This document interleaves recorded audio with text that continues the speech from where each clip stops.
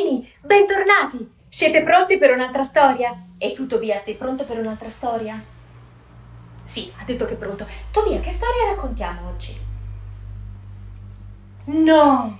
Questa bellissima storia! Ma la conosceranno sicuramente i bambini. La conoscete, la bella addormentata nel bosco? Sì? O no? Vabbè, io intanto ve la racconto, tanto ve la racconto un po' a modo mio, lo sapete che insomma le racconto un po' così. Allora, c'era una volta una piccola principessa che era appena nata, era piccola, molto bellina, e i genitori, il re e la regina, l'avevano aspettata da tantissimo tempo, quindi erano felicissimi di averla tra le loro braccia.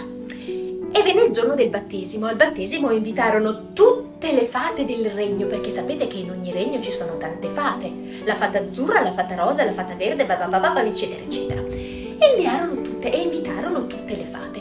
Arrivarono tutte le fate e ogni fata gli portò un regalo, chi la bellezza, chi il talento, chi i capelli bellissimi, chi gli occhi stupendi, tutti doni meravigliosi, finché arrivò una fata un po' bruttina, quella fata, era bruttina, infatti non era stata invitata, forse, però avevano sbagliato, Tobia, forse avevano sbagliato il re e la regina a non invitarla. Comunque questa fata era un po' arrabbiata e lei, invece di fargli un bellissimo dono alla principessa, disse: a 16 anni tu ti pungerai con un fuso per tessere e morirai. A 16 anni morirà? No! Il re e la regina, disperati, cominciarono a piangere, però mancava ancora il dono di una fata buona che riuscì un pochino a trasformare. Che dormi, Tobia? Si è addormentato, Tobia? Beh, effettivamente le fiabe della buonanotte fanno addormentare. Comunque, torniamo a noi. La fata, col suo ultimo dono, mitigò un po' così il sortileggio e disse: non morirai, ma ti addormenterai per 100 anni. Già così, insomma, vuol dire, era già un qualcosa di positivo. Però cosa successe? Che il re e la regina cercarono di non far pungere mai la loro figlia con un fuso e la tenevano in una stanza, la stanza più alta del castello. Ma nonostante questo, il giorno del suo 16° compleanno, lei trovò nascosto in uno stanzino, in uno sgabuzzino, trovò nascosto un fuso, lo prese in mano, si pose, cadde addormentata. No, quindi il sortileggio aveva avuto i suoi effetti. Però una fata arrivò e disse: per non far trovare la principessa poi quando si sveglia da sola, faccio addormentare anche il re, la regina, tutti i servitori, insomma tutti gli abitanti del castello.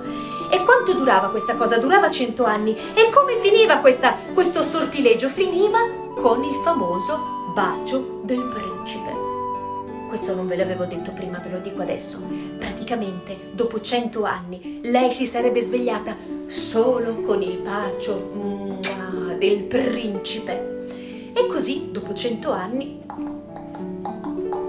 arrivò cavalcando in quel regno lontano un principe combinazione. E i contadini del villaggio le dissero: lo sa, principe, che c'è una principessa che dorme da 100 anni in un castello, e allora se voi andate a darle un bacio la salverete e la risveglierete. E il principe allora: io sono Prode, sono il miglior principe del mondo. Va su, scavalca la torre, entra nella stanza, bacia la principessa, ed era veramente la principessa più bella che lui avesse mai visto. La principessa si sveglia. Che sonno, che dormita. Sono passati 100 anni nel frattempo e si svegliano anche tutti quanti e si sposano e sono felici e contenti. Avete capito? Sì, ve l'ho chiusa un po' così, però era perché tanto poi le fiabe finiscono sempre così. Sono belle, sono bellissime, ma finiscono così, che vissero tutti felici e contenti. Dopo un grandissimo rinfresco, hanno fatto un banchetto, una festa meravigliosa, il vestito della sposa era bellissimo, eccetera, eccetera. Però l'importante è che vissero sempre felici e contenti. Ciao bambini, alla prossima storia! Se ti è piaciuto questo video, continua a seguirci. Iscriviti al canale Coccole Sonore.